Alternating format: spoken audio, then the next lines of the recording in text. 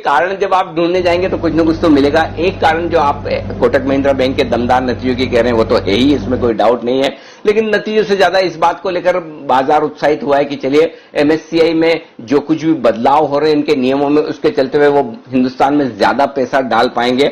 लोग अंदाजा ये लगा रहे हैं कि 25-30 हजार करोड़ की बाइंग आ सकती है 1 दिसंबर के पहले, और अगर वो बात सही है और वाकई में अगर इतनी खरीदारी आनी है तो फिर तो स्टॉक्स को चलना चाहिए और फिर बाजार की रिकवरी जो आई है आप उसी को कंट्रीब्यूट कर सकते हैं। तो इसके अलावा तो ऐसी कोई चीज नहीं है आज के सेशन में जिसकी वजह से हमारे बाजार एकदम बदले की भावना से ऊपर बढ़े और 2-2.5% आपका बैंक निफ्टी बढ़ जाए, निफ्टी आधा पौन % मजबूत हो। तो एकमात्र कारण अगर नजर आता है तो वो यही है कि एमएससीआई जो अपने नियमों में बदलाव कर रहा है फ्री फ्लोट को लेकर, और ऐसे में जितनी जो भी एफआईज जो भी फॉरेन पोर्टफोलियो इन्वेस्टर्स हैं वो ऑटोमेटिक रूट के जरिए किसी भी स्टॉक में जितना पैसा लगा सकते हैं उसे गिना जाएगा। अभी तक देखिए क्या है, फॉर एग्जांपल आज कोटक महिंद्रा बैंक की बात करते हैं। कोटक महिंद्रा बैंक में 51% तक की फॉरेन होल्डिंग की अनुमति है बैंक के बोर्ड की तरफ से, यानी कि मैक्सिमम आप 51% तक कोटक महिंद्रा बैंक में फॉरेन इन्वेस्टर्स खरीद सकते हैं। ऑटोमेटिक रूट के जरिए 74%, 74% की अनुमति है सरकार की। तो अब जो वेटेज गिना जाएगा कोटक महिंद्रा बैंक का वो 74% गिना जाएगा। इस तरह का बदलाव एमएससीआई इंडेक्स में हो रहा है। अब वो अलग बात है कि वाकई में 74% तक फॉरेन इन्वेस्टर्स खरीदेंगे क्या या नहीं खरीदेंगे।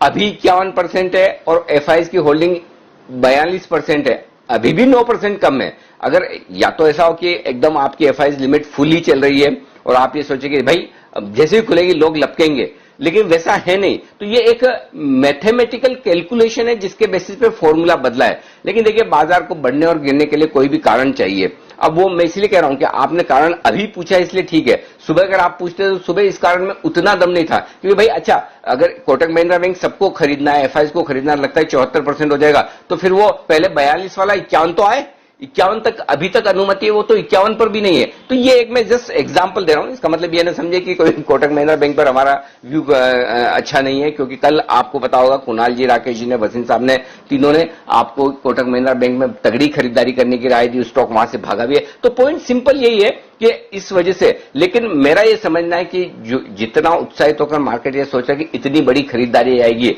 ऐसा नहीं होने वाला। अल्टीमेटली आप फॉर्मूला के लिए, वेटेज के लिए आप गिन सकते हैं कि भाई इतना वेटेज बढ़ रहा है, लेकिन एक्चुअल खरीदारी आने के लिए पहले कंपनी को अपने प्रोविजन करने पड़ेंगे उतनी एफआईज लिमिट बढ़ाने के लिए, और उसके बाद एक्चुअल खरीदारी आनी भी चाहिए। तो there are so many slips between cup and lips, होगा धीमे धीमे होगा, अनडाउटेडली पॉजिटिव खबर है, लेकिन इतनी नहीं कि जिसकी वजह से आप एकदम ये सोचे कि आज के आज लोग जाकर स्टॉक पर टूट पड़ेंगे और कल से मिलेगा नहीं। आप देखिए अदानी का कौन सा अदानी ट्रांसमिशन था शायद मेरे ख्याल से, वो भी स्टॉक अदानी ग्रीन माफ कीजिएगा, वो भी 5% के ऊपरी सर्किट पर है। उसमें भी यही बात चल रही थी कि शायद इस यहां पर भी बड़ी खरीदारी आएगी। तो अब इसको डिटेल में आगे देखना होगा, लेकिन अगर आज आप ढूंढ रहे हैं कारण की किस वजह से हुई है तो उसकी वजह एकमात्र ये है। दूसरी वजह आप ये कह सकते हैं कि आज प्रधानमंत्री जी की मीटिंग है, वित्त मंत्री जी के साथ में भी है, बाकी सचिवों के साथ में भी है, और दूसरे राहत पैकेज की उम्मीद की जा सकती है। ज्यादा संभावना इस बात की है दीप के पुराने राहत पैकेज पर क्या प्रोग्रेस हुई है उस पर बातचीत रखेंगे, उस पर वो विचार विमर्श करेंगे, समीक्षा करेंगे।